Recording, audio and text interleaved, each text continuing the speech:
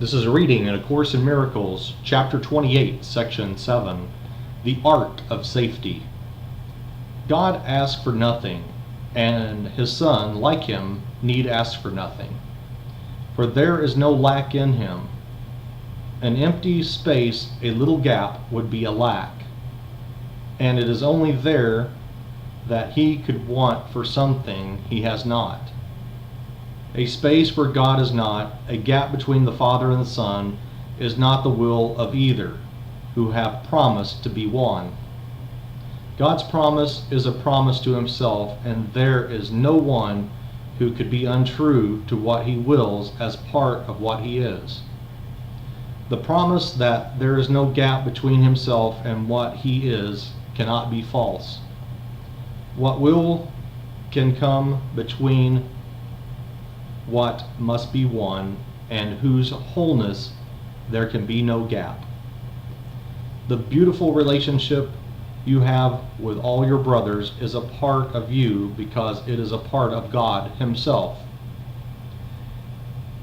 Are you not sick if you deny yourself your wholeness and your health, the source of help, the call to healing, and the call to heal? Your Savior waits for healing, and the world waits with Him. Nor are you apart from it.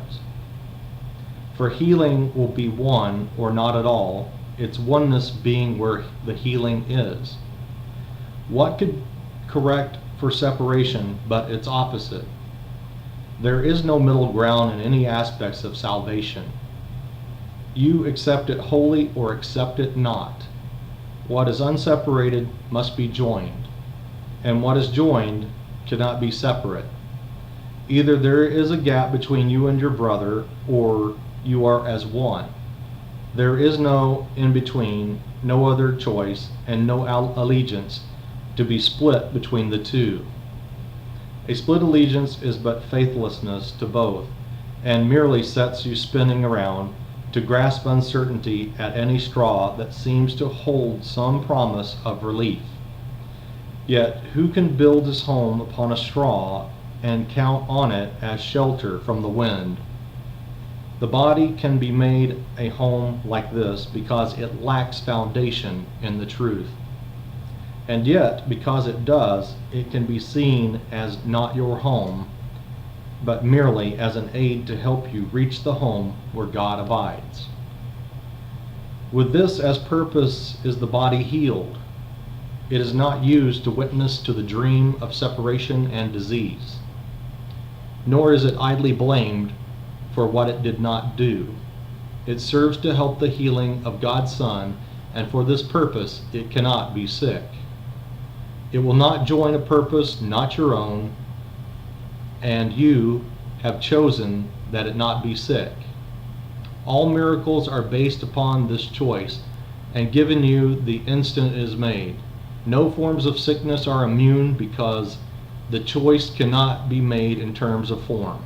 The choice of sickness seems to be of form, yet it is one, as is its opposite, and you are sick or well accordingly.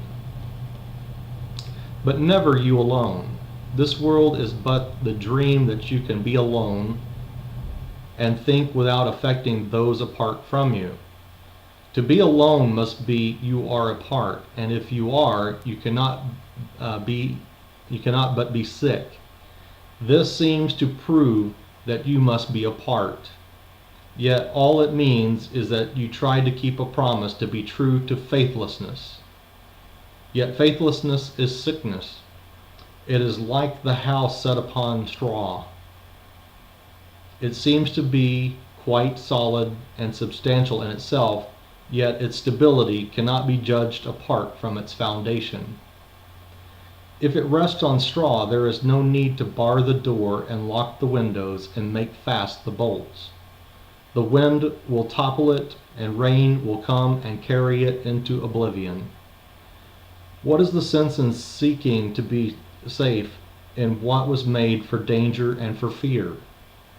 Why burden it with further locks and chains and heavy anchors when its weakness lies not in itself but in the frailty of the little gap of nothingness whereon it stands?